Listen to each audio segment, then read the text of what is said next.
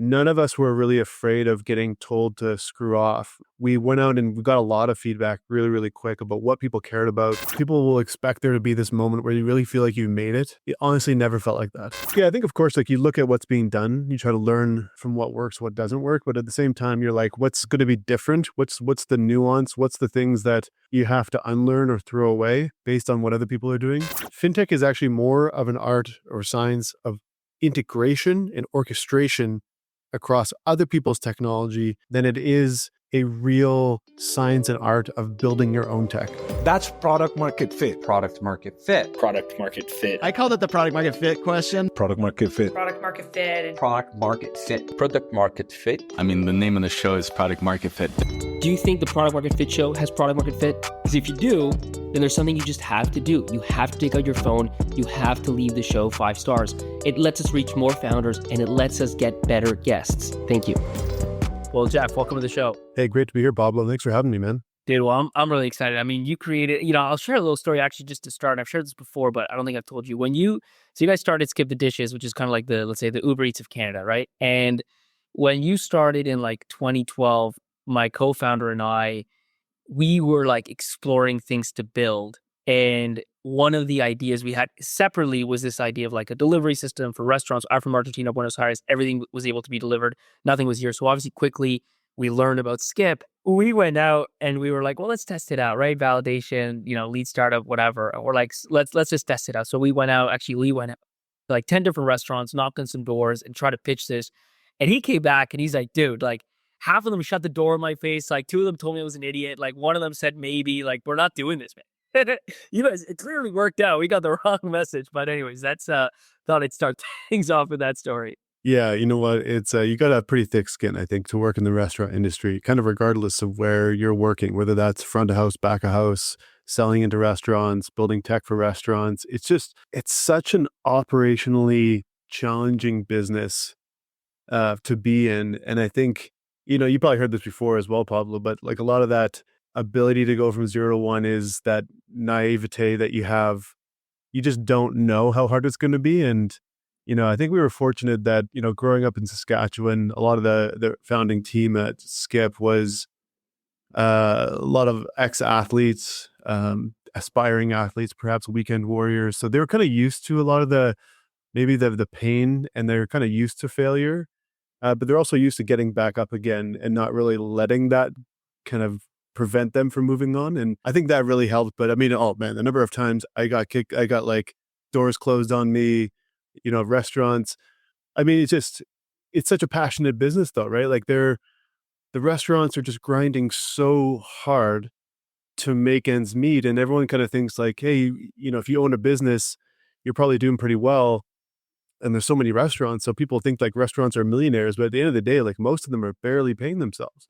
So I can understand why they, are kind of frustrated when someone's kind of trying to sell them something and they're just like, man, I'm trying to like make payroll. Exactly. So kudos to you for trying though, man. They don't have time for the like 20-year-old with startup ideas, trying to get some, this is not top priority for them. So walk me through that. I mean, like how does SkipTheDishes get, because I call it the Uber Eats of Canada, which is kind of unfair because I think you were before that. Like what's the origin story there? Like who has the idea for Skip and how do you guys kind of get that off the ground? Yeah. So we had, we knew one another, like the founding team, we knew each other from university. We all went to the University of Saskatchewan and we were, for the most part, university athletes. Chris, Josh, Samer were on the track and field team. Their older brother, Dan, was a volleyball player on the Husky volleyball team. Andrew Chow is actually the odd man out, although he's kind of like I call him like an intramural league basketball player. So he's actually like pretty good. But we all kind of knew each other from university, and it was actually Josh. He was working in London at RBC Capital Markets, and I think that the way that Josh works, he's always like absorbing what's going on around him. And one of the things, if you work in capital markets, these people are extremely efficient, driven, working a ton, working on really, really big opportunities. And I think what he saw was that a lot of people were using a lot of time-saving services, and that could be on-demand dog walking on demand, dry cleaning, could be getting car services everywhere. They're just like literally setting up their lives so that everything is focused on work. And Josh was like, oh, hey, like, what are the other things that people are doing? Like cooking takes up a lot of time in someone's day, plus getting groceries. So a lot of these bankers were actually just ordering food delivery constantly. And London is such a big city, this is London, England, that there's so many restaurants that offer delivery. But back home in Canada, there really wasn't a service that could do this, certainly not a nationwide one. And there was kind of like all these mom and pop little delivery companies. There might be 5 or 6 in every single different city, but the websites were kind of like, there's no online ordering. It was like a PDF that you would click, and then you'd have to like call the delivery service, and then they would call the restaurant. So it was just a very fragmented, not very much tech being used. I remember you could order more alcohol by delivery in high school than than food, at least in Ottawa, in my city. Yeah, probably getting it crossed over the border from Quebec, Yeah, probably, that's right? right. That's right from get. So yeah, we kind of looked at it and we're like, listen, there's not a lot of tech being used. It's a country where it's cold most of the year, and so people don't want to go outside. We figured that the market would be big, and we were like, we don't know anything about tech, we don't know anything about restaurants, but we figure we can learn this stuff. And that was kind of like the opportunity that we saw. And it's funny, Pablo, you say about Uber Eats, offense taken that we're being compared to being the Uber Eats of food delivery. But Uber Eats' first market was Toronto, and I remember when they launched Toronto, we hadn't even raised $1 of VC money at that time, and just thinking, we're completely screwed. What year was this? I think it was like 2014, perhaps, when Uber Eats launched they're like, again, global launch market is Toronto. Oh my God. And you got like, it's almost like the eye of Sauron. I don't know if there's any Lord of the Rings listeners out there, but like all of a sudden it was like shining on us. And I'm thinking, they've raised like $10 billion. They're like the most popular startup in the world, and they're launching in our home market. So it definitely got real at that point. Well, it's existential because you also like would think, at the end of the day, they have infinite capital and they're known for subsidizing like crazy. So they'll just give it all away. And like, then what's left for us? We actually have to make money. Like if you haven't in your bootstrap. I will say one thing about Uber though, and that is that they were a great competitor. They didn't turn the market upside down as much as DoorDash did, actually. I found that DoorDash, again, also a great company, great competitor, but I felt like I had a deeper respect for the Uber and Uber Eats team. And the reason I say that is they didn't drop the bottom out on the market. They didn't go around just offering everything for free to everyone and then just kind of burning all their VC money on just food delivery. They actually had pretty responsible economics. They were creating, again, depends on who you are, but I felt like were fairly fair deals with the restaurants. They had, food delivery fees that were sustainable.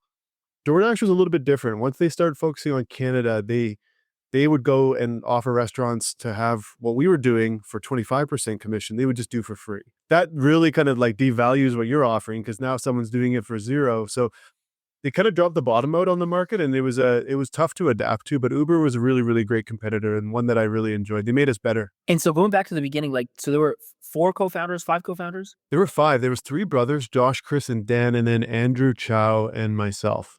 And first of all, why structure it that way? Like, how did that happen? Because I mean, the normal thing is 2 or 3, maybe the Severes just keep to themselves, don't even bring you guys in. How did that kind of play out? And also, it seems like you guys actually maintained 5. Normally if you start with 5, you end up with 2 or 3 and a bunch of issues in between. Yeah, it's funny because a founding team, there's so many things that need to go right to keep a founding team together, and so many things will go wrong. That is one thing for certain. So I think having 3 brothers, I think would have been an interesting dynamic if it was only 3 the whole time, because then it's brothers. I mean, I don't know if you have a brother, Pablo, but you kind of do. How to gauge each other's nerves, you know what I mean? And so I think that having someone who's not a family member is also helpful because, and this is something I kind of believe in when it comes to doing business, is you never want to have to make a choice between your close friends, your family, and the business. And I think that, me not being a member of their family was a lot easier for me to say what needs to be said and to say the thing, if you know what I mean. So I think that helped. It certainly wasn't easy because you've got more voices in the room, but I think we all kind of knew what our swim lane was for the most part.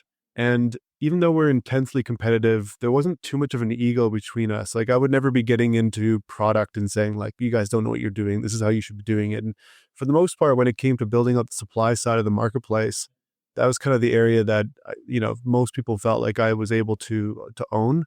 And if I needed support, I was glad to take it from the other people on the team. And so what is kind of the first move? Like Josh has this kind of idea to bring the sort of delivery systems that you have in big cities like London to Canada. Where do you guys start? Yeah, what they did was Josh was definitely the first one who took the leap. He left like an extremely well-paying job in London, came back to Saskatoon, Saskatchewan, got his brother Chris, who was working at Cameco, which is like a uranium mining company.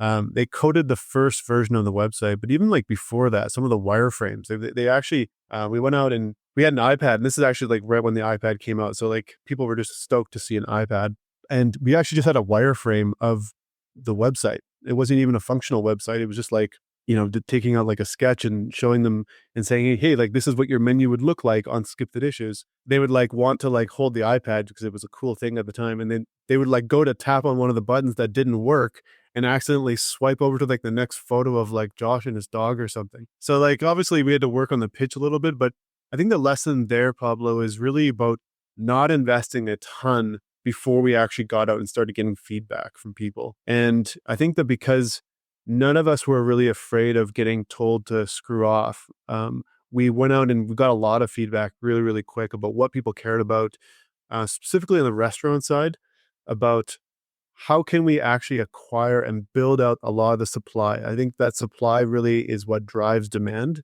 You could have an amazing app, but if you don't have any great restaurants on it, no one's going to want to use it. So we kind of from the very beginning believed that supply was going to drive demand, and then got that feedback from restaurant owners before we really built a massive product. And this is all done like with Chris working, like he would like be in the bathroom stall at work, like coding the website. And then he'd like go to a meeting and I would be like setting up tablets at restaurants and like calling him to help me troubleshoot with them. And like, again, he moonlighted for a little bit and then kind of finally quit his job. And that way we had Josh, Chris, and I all working on it full time. Probably about 6 months in, maybe a year in is when we were all three of us. And then Andrew joined about a year in. And then Dan Samer was actually the last founder to join. And he was probably about two years in, because he was actually helping kind of fund the business a little bit because he was actually the one that was making money at the time. Was there any logic to launching in Saskatoon, or is just like that's where you guys were, so that's where you guys launched? I think we're just a big believer in secondary markets. Like we believe that there's a huge amount of pent up demand for services that you can get in these tier one markets, like at London, England.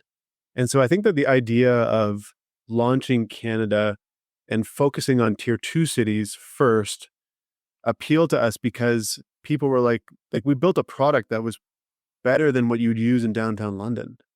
And you're getting that in Saskatoon. You're getting that in Calgary. You're getting that in Yorkton, Saskatchewan, Winnipeg. And then eventually, Calgary, Alberta, and then Edmonton and, the outskirts, kind of focused on the outskirts of the major centers like Vancouver and Toronto, and then kind of went outwards in. And so I think that was kind of one part of the strategy is that they're underserved, but there was a huge amount of demand. And the other part of it was obviously like in the beginning, you're leaning on your network in a really, really big way. So that means that you can't pay someone like, Google or Meta salaries out of the gate. So where else are you going to find people that you can pay to code a website or program menus with Lucky Logger?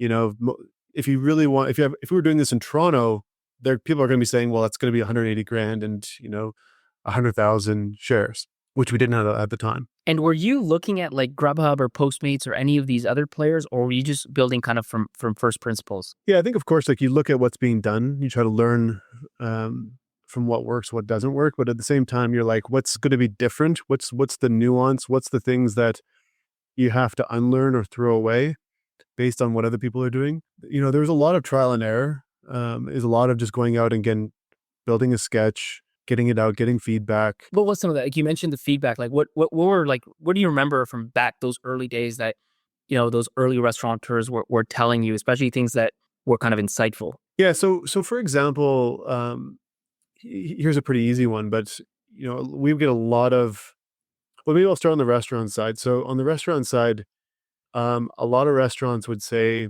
and this is actually an example of kind of like half listening, but also half not necessarily doing what you're told, but kind of looking at what people do. So a lot of restaurants would say, hey, I want to be able to print the order out. And we were like, okay, so then we build the ability for them to print the orders. And the other thing, but then we realized though, is that paper is analog, it's fixed. But the process of preparing food needs to be dynamic because depending on how backed up that kitchen might be, and depending on where that courier picking up that food is, those are going to change. So if you print something that says, hey, the courier is going to be here at 12 o'clock, but then what happens if the kitchen gets backed up and now the order's not going to be ready for 12:30? Now that courier is sitting there for 30 minutes. So we actually had to like say, hey, we're going to enable you guys to be able to print, but what we're going to do is actually very quickly move people over to a tablet so that they can see the real time that they should have the order ready, and also communicate with the courier if the order gets pushed. So that was an example of just like something that we saw in operations, something that we heard from the restaurants. And it was also kind of like going to what we're asked to be doing, but then also saying we need to quickly get out of this phase because it's going to cause issues for customers, for couriers and restaurants, even though it's what they're asking us to do. And when did you, like, how many restaurants did you kind of sign up? And maybe you just walk me through that whole process of getting those first few restaurants. Again, back to my story of getting the door shut in my face. Like, I assume you experienced something similar, but what was that like? How many restaurants did you try to get to sign up before you even launched? And what was that like pitch like and the reception of that pitch? Yeah, so the pitch obviously was really bad in the beginning. We crashed and burned a lot. We had like these scripts, like pages and pages and pages of scripts to use. And then what we kind of realized is that, and like, I love restaurant owners so much. They're extremely candid with their feedback. They're not politically correct. They're just going to tell you exactly. And so you can just get so much raw feedback. And one of the observations I had was they wanted to work with people who they knew really cared.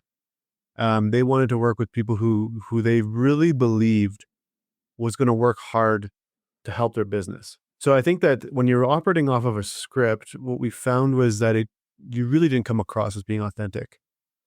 And I think restaurant owners have a very good inauthentic detector. That's the euphemism. Yeah.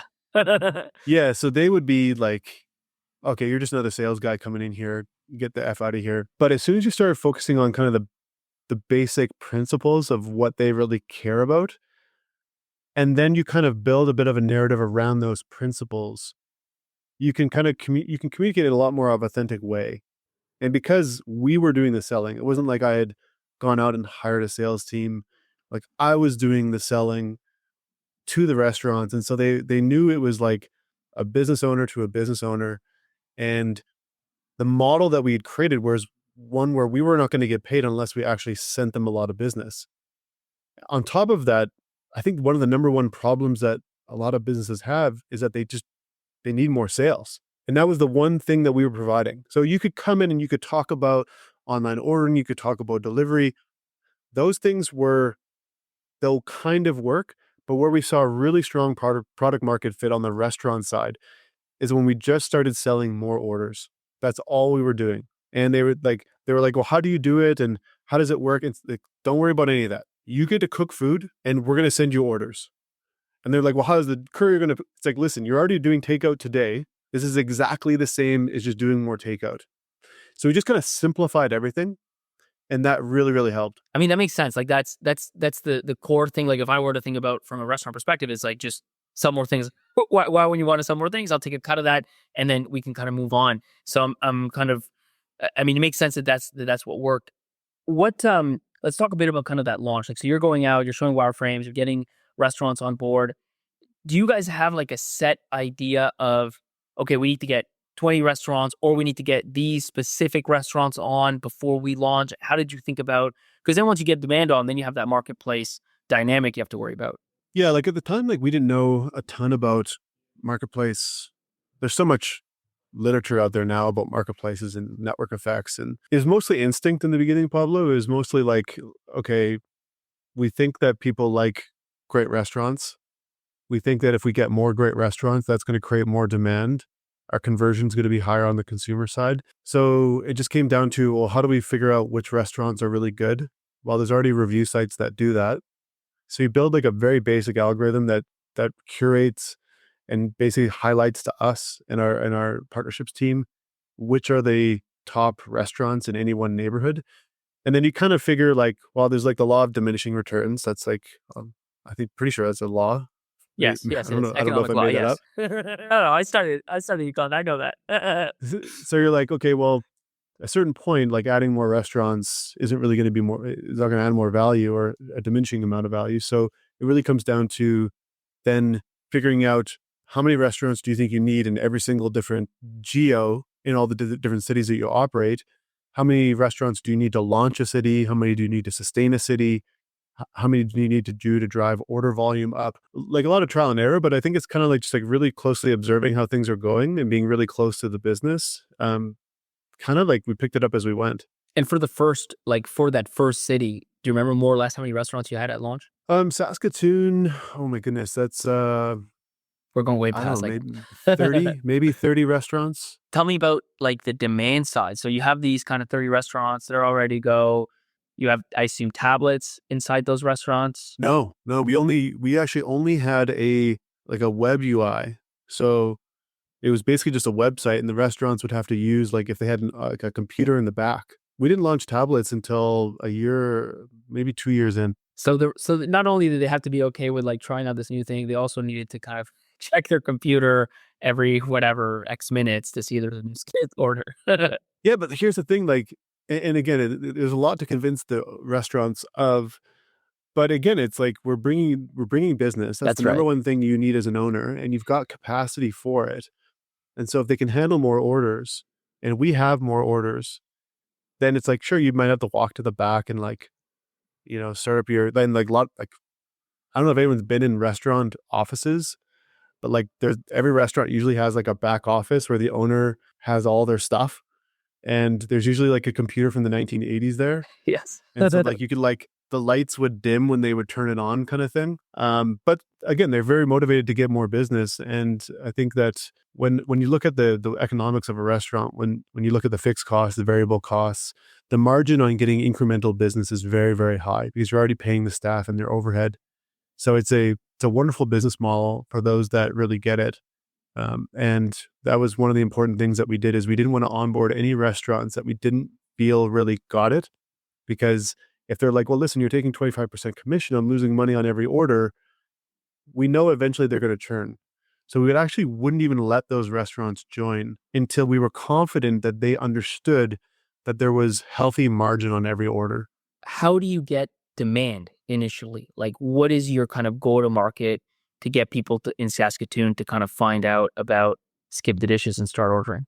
Yeah, it was like friends and family, of course. Like you're talking to friends and family. Facebook was fairly popular at that time, so we would just basically do these like really corny like memes on Facebook. Basically, just try to get anything that would draw attention to what we were doing. All bootstrap, like all with no funding at that point? Yeah, very, very basic, or it'd be organic. And also like you could get better organic reach through Facebook back then. Nowadays, it's like you're getting nothing. So, we could create like really funny posts. And again, like we tried to like really bring our entire community in on doing it. So I think a lot of the early success of Skip was a lot of friends and family just really supporting us and pushing us and like getting the word out there. Yeah, we didn't raise any VC capital until probably 2.5 years in. So we didn't have any money to really put into Facebook marketing. It was very, very small amount. How quickly did things kind of like grow? Yeah, and in the beginning, like you're growing off a very small number, but the crazy thing about Skip is that when you actually look over the course of the business, like we grew on average over 20% month on month. Wow. For like 7 years. So it was like pretty crazy. And obviously you're going to have like stronger months, weaker months.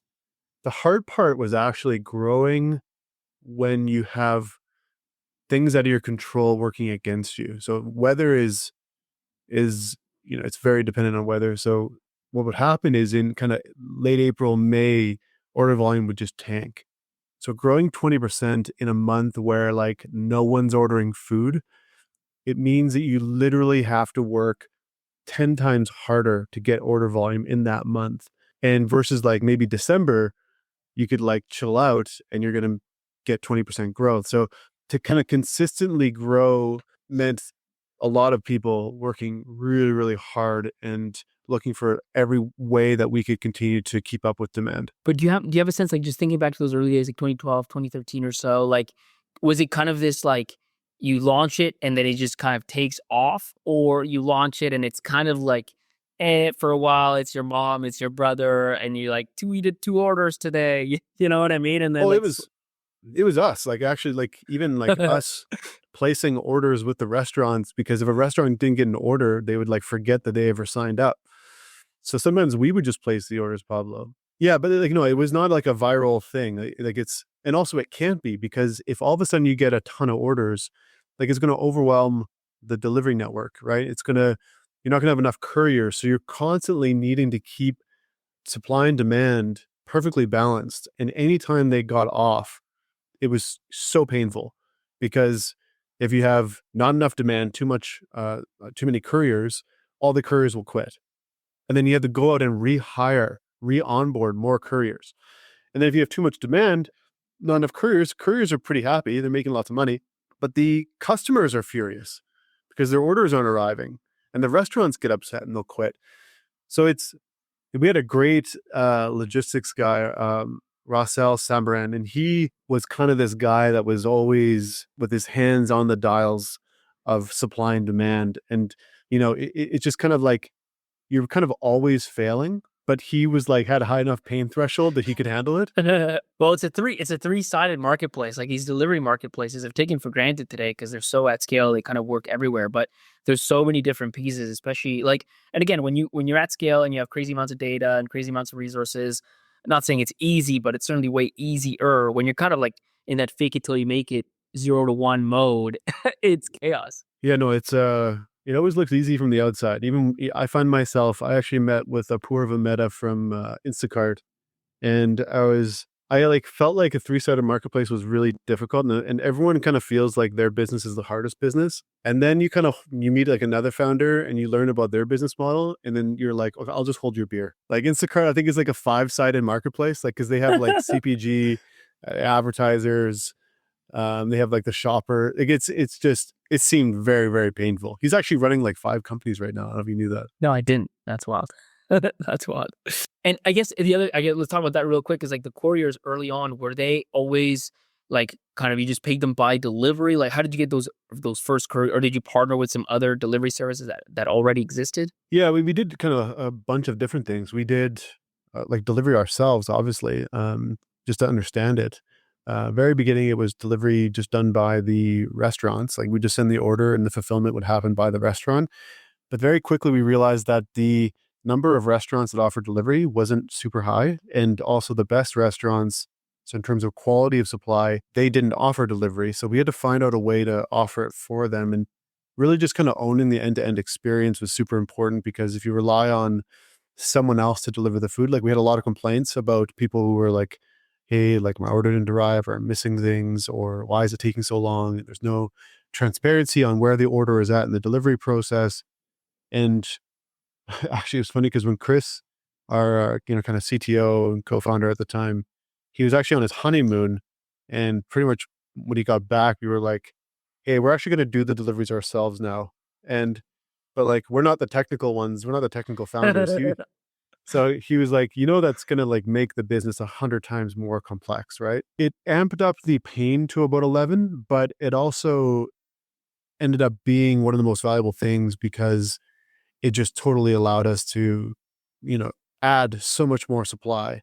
And now it was like for the first time ever, you can get like Earl's delivered or Five Guys delivered, or because before that, it was either pickup or delivery only if the restaurant offers it. Yeah, and like delivery at the time only was like, okay, pizza or Chinese food. That's exactly what you're limited to. Pizza and Chinese. That's it.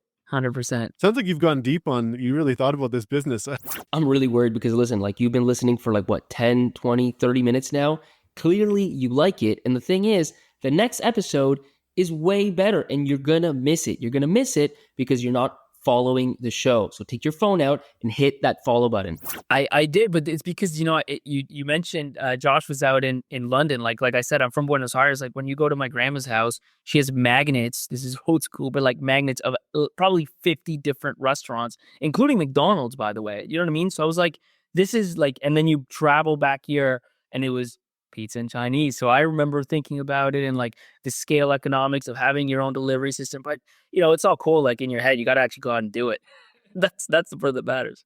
So Absolutely, yeah. take no credit. I take no credit for that. So that happens. That starts taking off. Like, when did you kind of feel like for Skip, like, okay, this is actually working. This is well beyond just like, it's kind of happening. Like, there's some orders here or there. You're doing deliveries. You're ordering food. Your friends are doing it, and it's just like taking off and getting a life of its own. It's kind of disappointing because maybe people will expect there to be this moment where you really feel like you made it, and it honestly never felt like that.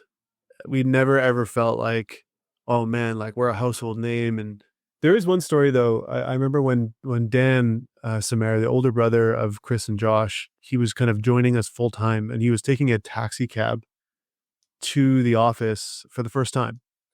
And we've been working on this for quite a while. And Dan comes in and he's like, "Do you want to hear something really cool?" And he's like, the taxi driver asked me what I do for a living, and he said, "Oh, I work at SkipTheDishes." And the driver thought that he was like a delivery driver for SkipTheDishes, and thought that that was cool. And No way. and then it was like, and the taxi driver had heard of Skip, and he thought that Dan was a driver, and that was a good job. And I was like, wow, okay, like maybe some people do think that what we're doing is pretty cool, but you never had this feeling like, oh man, like we've really made it. Like literally, even up to the point, like my last day, in June of 2019, it was like still didn't feel like the job was done. Didn't really feel like we had arrived or anything. And I think it's mostly because of the attitude that we have is that you never gets easier. You just go faster. And we never really like took our foot off the gas, I guess. And remind me, when you guys exited for over 100 million to take away, when did that transaction happen? It was to Just Eat actually, and it was 110 million dollars in 2016, and then another 90 million over the course of the next couple of years on earnouts. And it was to Just Eat, which then got absorbed by Takeaway. Is that right? Do I have a story right? Yeah, it was kind of crazy. Like we went through 6 CEOs of Just Eat in 2 years. Well, after we were there, and so it was just a revolving door. And then Just Eat ended up merging with Takeaway, like a Dutch company. And then they ended up buying Grubhub. And but at that point, like we had already started on Neo. What was the feeling like of kind of completing that, right? Like at 2012 to 2016, it's not a lot of time, like 4 or 5 years. And without having raised a lot of venture capital to sell for, 100, then became 200 with kind of the earnings after, like it's a serious exit.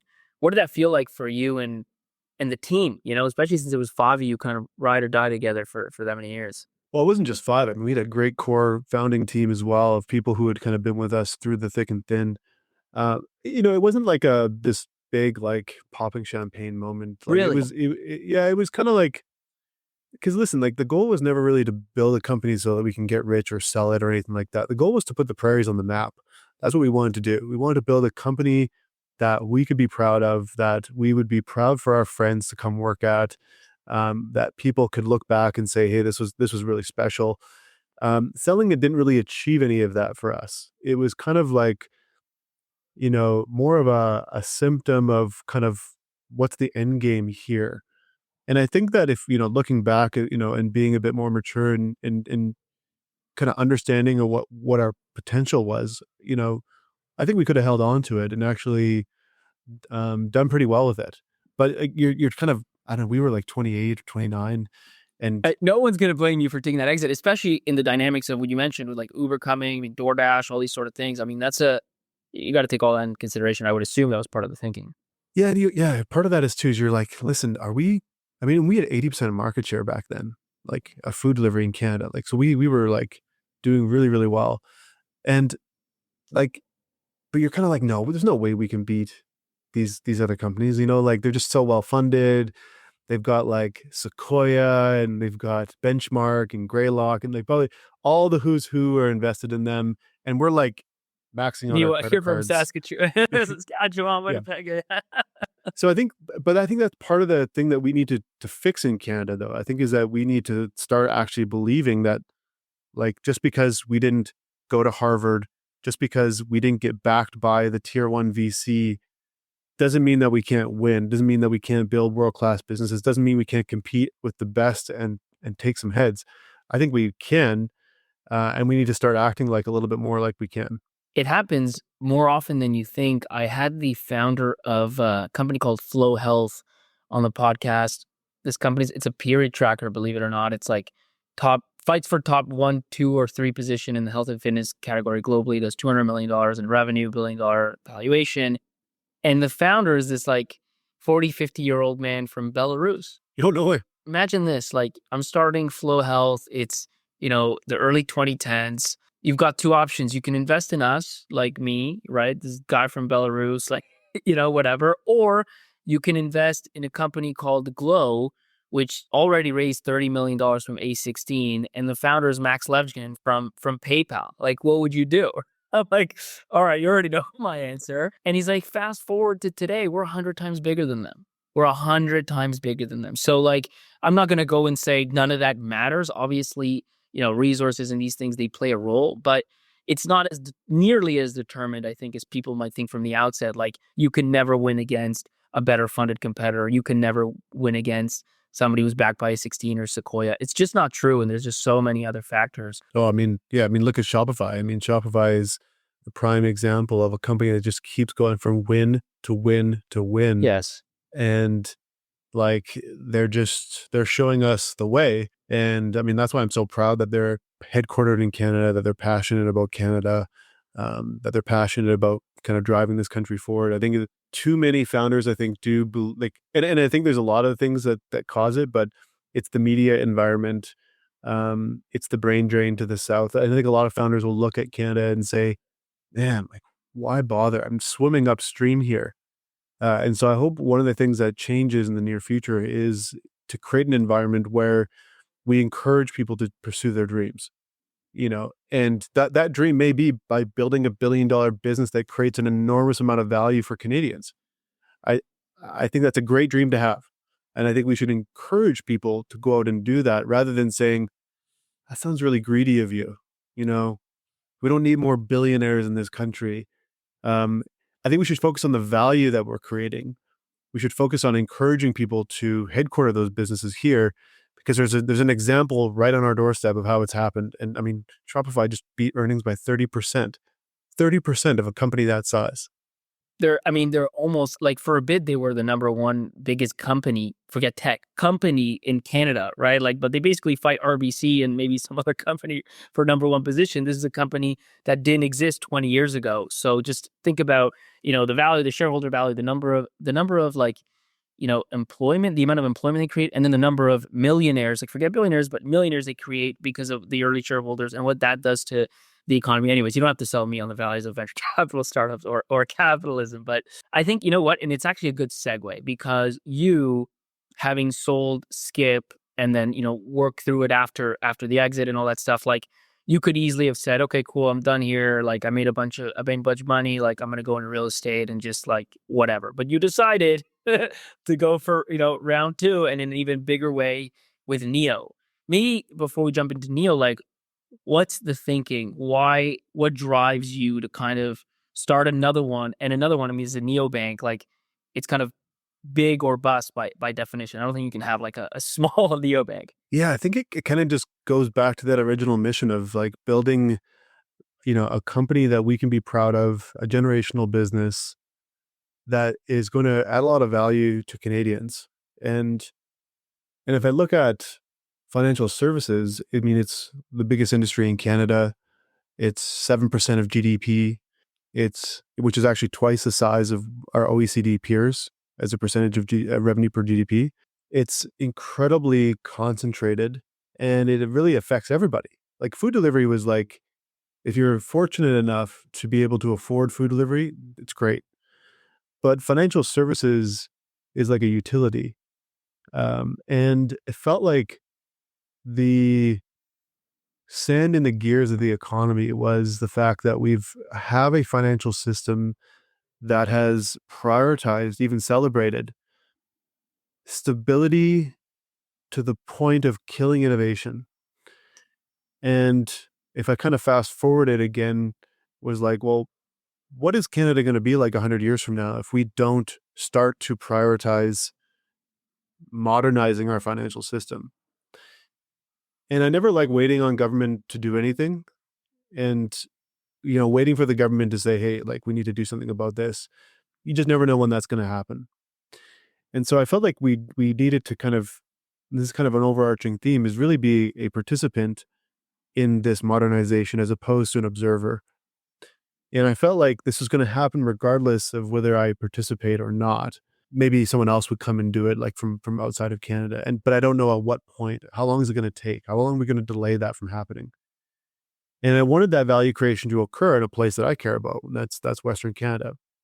And now we know at fast forward today, we have offices in Toronto, across Canada, but the kind of genesis of it, is here in Calgary, and Calgary is traditionally kind of an oil and gas town.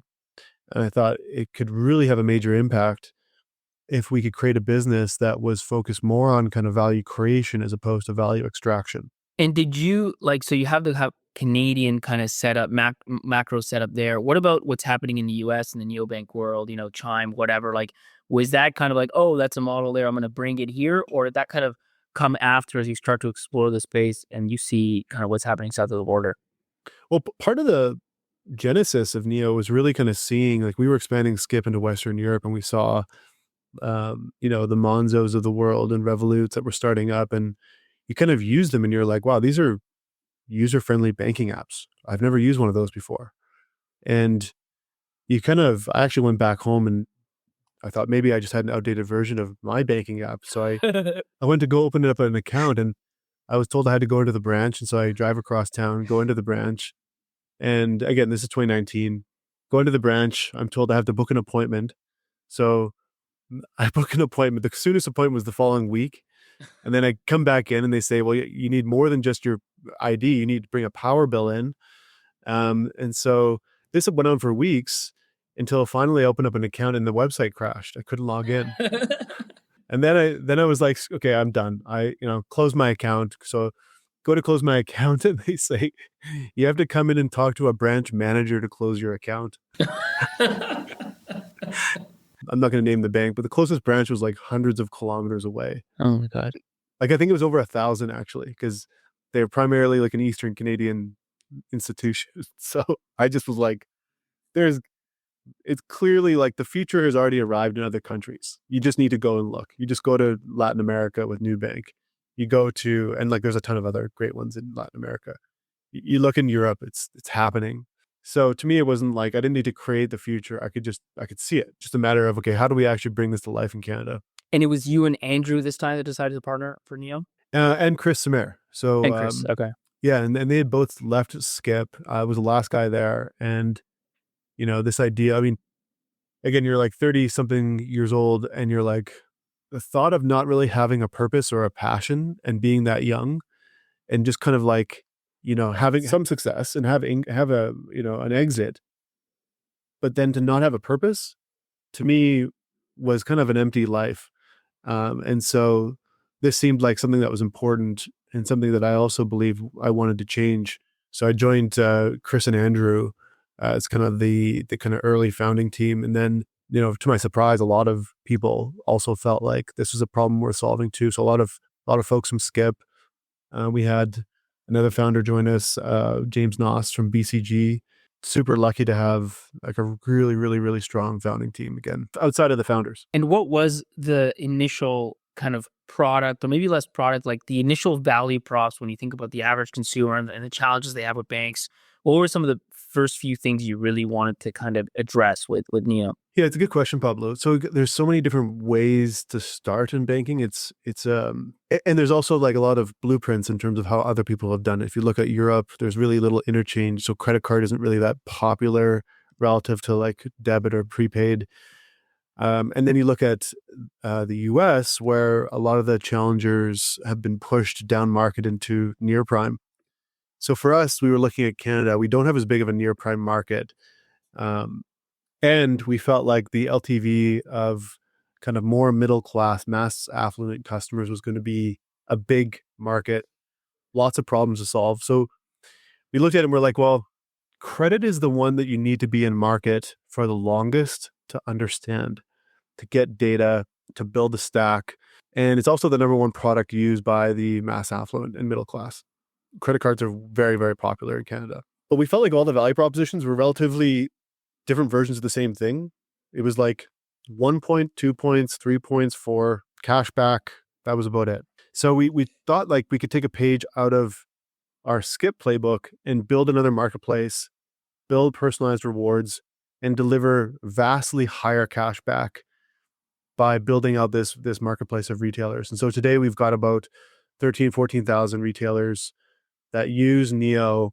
They give customers cash back for the loyalty that those customers show to them. This way, like, for example, like just on the average Canadian, middle-class Canadian, they can earn over $1,000 back in their pockets on their grocery spend alone with Neo, up to 7% cash back on just groceries. I think it's 6 on gas, plus you can get like 20% back at restaurants. So an order of magnitude higher, stronger value prop that's personalized to their spend, and it drives sales to the retailer as well.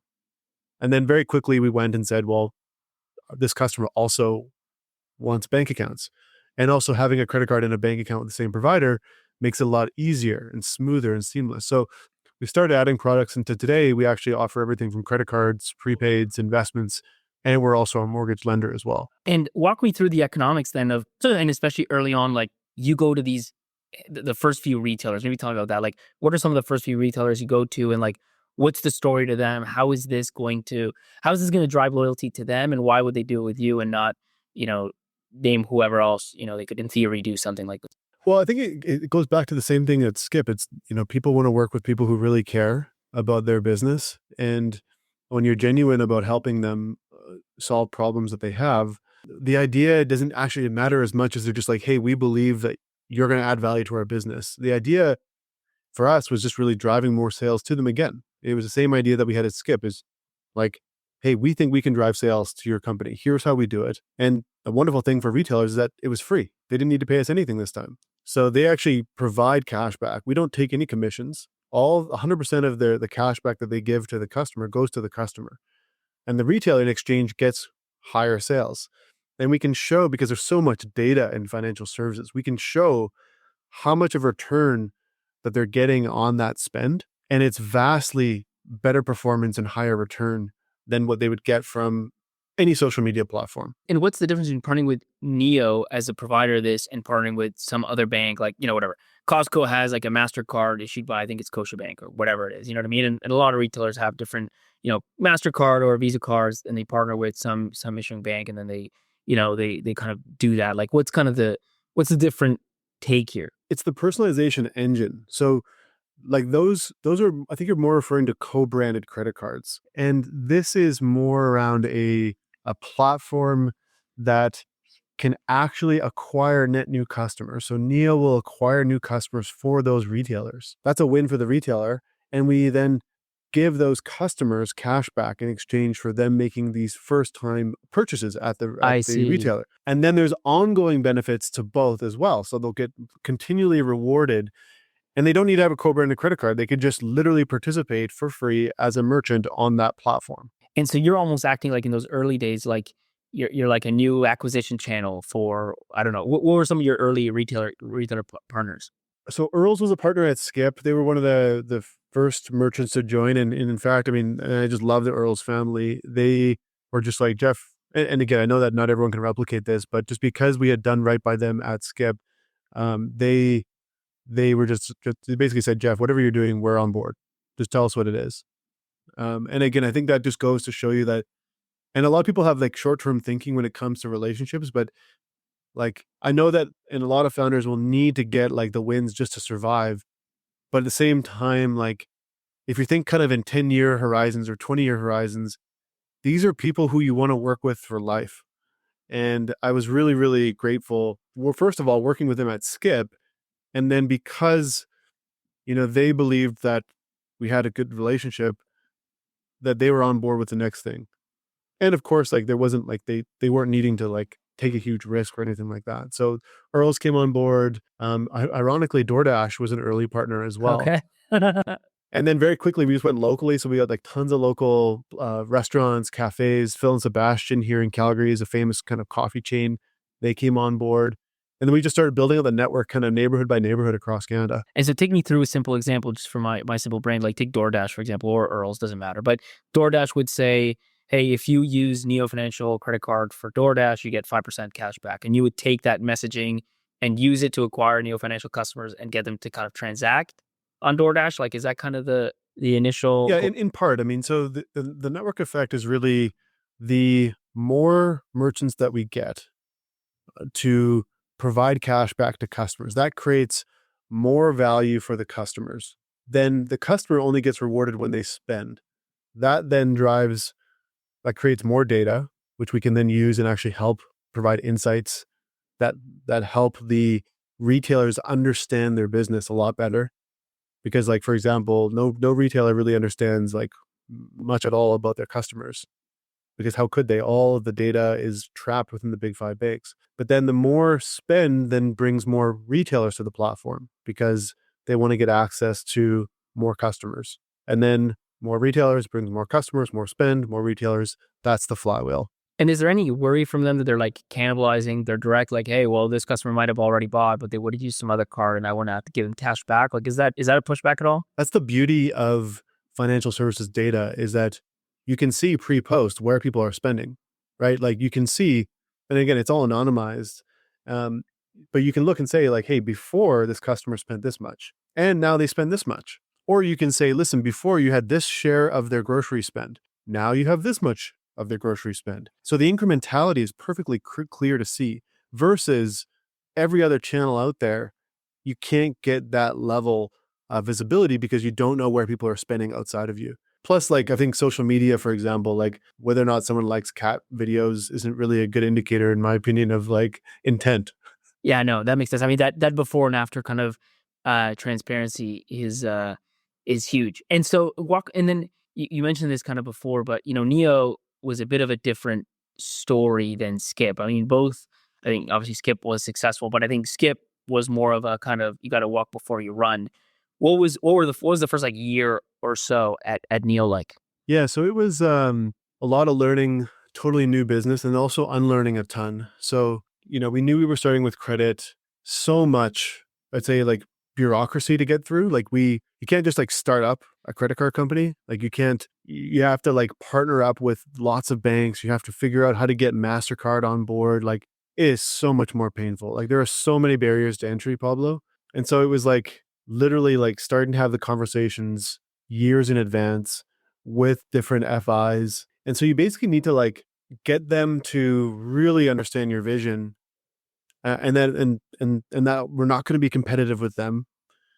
And we kind of need them, like you absolutely need FIs to get a challenger bank off the ground, to get a fintech off the ground. Like you have to partner with the incumbent financial system, which is really, really tough because frankly, like I remember I was on one call and the bank said, listen, the only reason we're taking this call is because you're one of the founders of Skip. They're like, I don't even know why I'm here. And I was like, man, like that's so painful to hear that, because now you're thinking like it's going to be so difficult for other people to get that, to go through all the different layers within the organization to get to that same meeting. And that's not the way that the world should work. Like you shouldn't have to have built a successful company previously in order to start increasing the competition in one of the most important industries in Canada. And that's ultimately what I care about, is I think that if we have more competition in Canada, that's ultimately what's going to drive down costs, increase efficiencies, convenience. And right now, Canadians are paying over double for the same products and services that you can get in other countries. But does that mean you stay dependent on the big banks in Canada because that's just the way it is? Or over time, are you able to kind of wiggle out of that dependency? That's the tough part, Pablo, is that you need to be simultaneously dependent while diversifying. Because if you have single points of failure, everyone knows that that's not a good thing. But at the same time, you're building product for your customers. You need to then also be diversifying your risk. So I think it's spreading it out across multiple different FIs, but then that means like building up this like crazy amount of redundancy and duplication, all for the sake of avoiding, a single point of failure. And that's very difficult to do when capital is scarce and when you have already a ton of demands on your product team. But at the end of the day, things can go south. Markets change, 25% tariffs happen. So preparing for those things to happen is not often in the mind of the kind of typical tech company.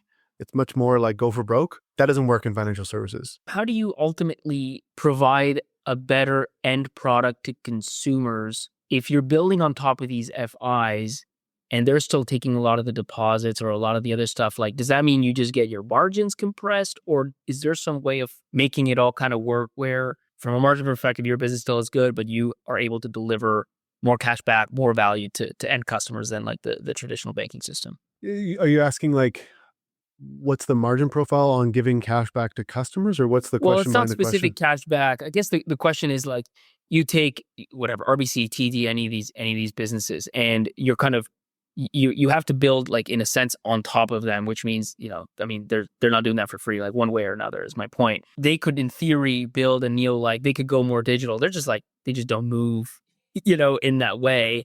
And then could they not just offer whatever you offer, but just either get more margin or give away more because they have the entire kind of stack? It depends. It really depends on what the goal of the fintech is. And I think there's lots of different ways you can do it. We've taken the approach to thin out the bank layer as much as we can for a few different reasons. One is to make it easier for the banks that we partner with, so that there's less services that they need to provide us. And second is to provide more control over the experience that we give to customers. But the hard part is that means that you're building a lot more. Typically, what you'll see in fintech, and this actually surprises a lot of people, is that fintech is actually more of an art or science of integration and orchestration across other people's technology than it is a real science and art of building your own tech. Because typically what people will do, because of the pressures to get to market and to show traction, they will take third-party SaaSes off the shelf, and then it's that integration and orchestration of those SaaSes with their own UI and UX on top of it. And then voila, you have a fintech. But the reality is you're actually just a thin UI, UX layer on other people's technology. And while you can get to market quickly and show traction, your product velocity is hamstrung and dependent on other people, and your unit economics get crushed in the long term. We have done the opposite. And it has meant deliberate and significant investments in building out our own infrastructure. That means our own cloud-based core banking system, our own ledger, our own proprietary card processing and issuing platform, getting a direct license from MasterCard. Having that full stack is actually extraordinarily uncommon, very difficult to do, very painful, but then allows you to have, way higher product velocity, better unit economics, control the end-to-end experience a lot more. That's the strategy we've taken. And I'm not saying one is right or wrong, but it's just different ways to kind of go after it. Perfect. Well, Jeff, let me end with just a few kind of quick questions. First, just in terms of like that early growth, how do you remember more or less how quickly you got to $1 million in revenue at Skip and how quickly you got to $1 million in revenue at Neo? Oh, that is a good question. It's Skip. It probably took a few years. I can't remember exactly. Neo was a bit different because I think it was probably a couple, like maybe 2 years, but essentially we went from very, very small to very big very quickly because we had won these co-branded partnerships.